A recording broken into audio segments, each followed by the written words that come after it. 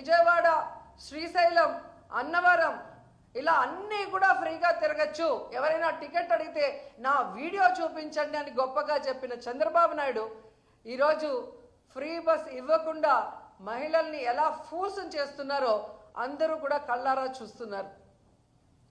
నిజంగా చంద్రబాబు నాయుడు గారు మాట్లాడే మాటలకి చేస్తున్న పనులకి ఎక్కడైనా సంబంధం ఉందని అడుగుతున్నాను.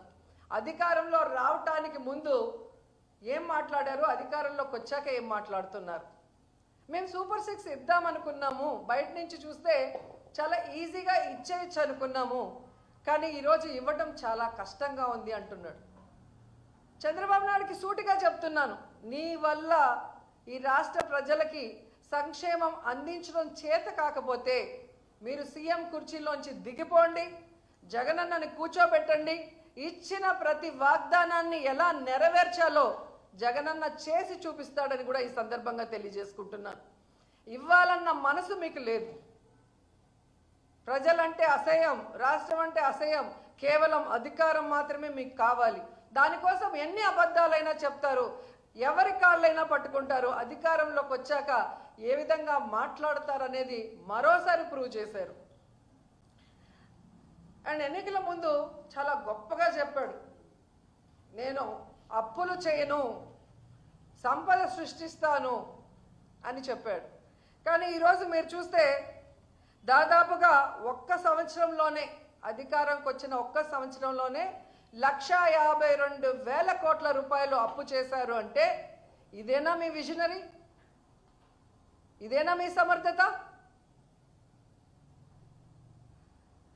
ఈ రాష్ట్రాన్ని 17 మంది సీఎంలు పరిపాలించారు, కానీ ఎవ్వరూ కూడా ఈ విధంగా ఫస్ట్ ఇయర్లోనే ఇన్ని వేల కోట్ల రూపాయలు అప్పులు చేసి ఇంత చెత్త రికార్డు, ఇంత వరస్ట్ రికార్డు మీరు తప్ప ఎవరు తీసుకురాలేదు. పోనీ తీసుకొచ్చిన వాళ్ళు ప్రజలకు ఏమైనా చేశారా అంటే ఏమీ చేయలేదు. ఒక పెన్షన్ తప్ప ఈరోజు ఇచ్చిన ఏ వాగ్దానాన్ని కూడా నెరవేర్చలేదు. కానీ జగన్మోహన్ రెడ్డి గారి మీద నిందలు వేయటానికి 14 లక్షల కోట్లు అప్పులు చేశారని ఒకరు, 15 లక్షల కోట్ల అప్పులు చేశారని ఒకరు, 16 లక్షల కోట్లు చేశారు, 15 లక్షల కోట్లు చేశారని అబద్ధాలు చెప్పిన మీరు మొన్న అసెంబ్లీలో పయ్యావుల కేశవ్ గారు క్లియర్ కట్గా ఇవ్వటం జరిగింది. 5 లక్షల చేంజ్ మాత్రమే మొన్నటి వరకు అప్పులు ఉన్నాయి జగన్మోహన్ రెడ్డి గారు దిగిపోయే నాటికి. అంటే 14 నుంచి 19 వరకు చంద్రబాబు నాయుడు చేసిన అప్పులు తీసేస్తే జగన్మోహన్ రెడ్డి గారు చేసిన అప్పులు ఓన్లీ 3,39,000 కోట్లు మాత్రమే. ఈ 3,39,000 కోట్ల రూపాయల్లో దాదాపుగా 2,72,000 కోట్ల రూపాయలు సంక్షేమానికే డీబీటీ, నాన్ డీబీటీ ద్వారా ఇవ్వటం జరిగింది. అంతేకాకుండా స్కూల్స్ కానీ హాస్పిటల్స్ని రెనోవేట్ చేయటం, మెడికల్ కాలేజీలు కట్టించడం, అలాగే హార్బర్లు, పోర్ట్లు ఏ విధంగా కట్టించడం, ఇక ఇల్లు కట్టించడం, ఇలా తీసుకుంటూ పోతే ఎంత అభివృద్ధి చేశారు, ఎంత సంక్షేమం చేశారు.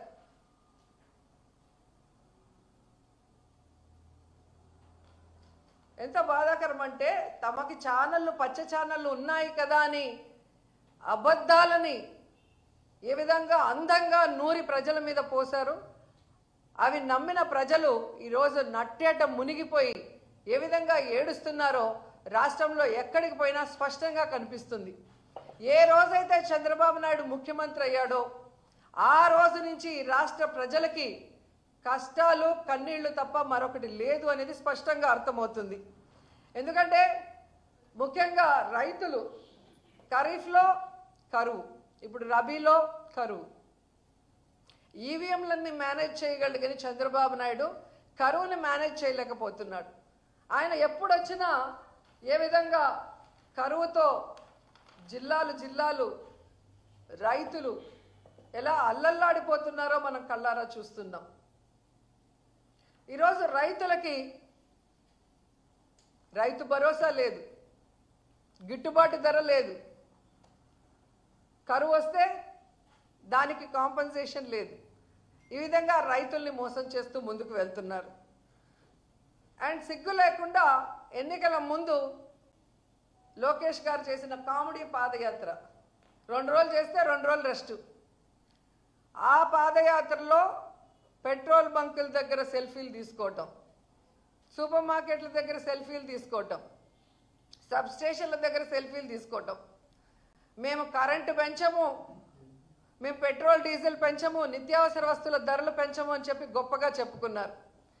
ఈరోజు నేను లోకేష్ని సూటిగా అడుగుతున్నాను, మీరు మళ్ళీ పెట్రోల్ బంకుల దగ్గర కానీ సబ్ స్టేషన్ల దగ్గర కానీ నిత్యావసర వస్తువులు అమ్మే చోటికి వచ్చి సెల్ఫీలు తీసుకొని మేము పెట్రోల్ డీజిల్ ధరలు తగ్గించాము, మేము కరెంటు ఛార్జీలు తగ్గించాము, మేము నిత్యావసర వస్తువుల ధరలు తగ్గించామని చెప్పే దమ్ము ధైర్యం ఉందా అని అడుగుతున్నా. ఈరోజు పాల నుంచి పవర్ ఛార్జెస్ వరకు అన్నీ పెంచేసి జనాల జీవితాల్ని నాశనం చేస్తున్న మీకు ఖచ్చితంగా తొందరలో జనాలు బుద్ధి చెప్తారని కూడా ఈ సందర్భంగా తెలియజేసుకుంటున్నాను. ఎందుకంటే వీళ్ళు వచ్చిన తర్వాత ఒక పక్క సంక్షేమం లేదు, ఒక పక్క అభివృద్ధి లేదు. అండ్ చాలా ముఖ్యమైనది, మహిళలకి సంక్షేమం లేకపోయినా పర్లేదు కానీ భద్రత లేకుండా పోయింది. వాళ్ళు అసెంబ్లీలో అడిగిన క్వశ్చన్కి ఇచ్చిన ఆన్సర్లోనే మీకు తెలుస్తుంది. జూన్ 24 నుండి జనవరి 25 వరకు 16,809 కేసులు. అంటే ప్రతిరోజు దాదాపుగా 70 మంది మహిళలు, చిన్నపిల్లల మీద ఏ విధంగా రేపులు కానీ, అఘాయిత్యాలు కానీ, టార్చర్లు కానీ, న్యాయాలు కానీ అన్నీ జరుగుతున్నాయో వాళ్ళే సాక్షాత్తు అసెంబ్లీలో అడిగిన క్వశ్చన్కి ఇచ్చారు. ఈరోజు జగనన్న అధికారంలో ఉన్నప్పుడు మహిళా పక్షపాత ముఖ్యమంత్రిగా మహిళలకు ఎంత అండగా ఉన్నారో మనం కళ్ళారా చూసాం. కానీ ఈరోజు చంద్రబాబు నాయుడు ముఖ్యమంత్రి అయ్యాక మహిళల కక్ష సాధించే విధంగా ఈరోజు కార్యక్రమాలు చేపడుతున్నారు. ఉదాహరణకి ఎన్నో ఉన్నాయి. ఈ రాష్ట్రంలో ఎంతమంది ఆడపిల్లల్ని రేప్ చేశారు, చంపేశారు, ముక్కలు చేసేశారు, అయినా కూడా పట్టించుకోరు.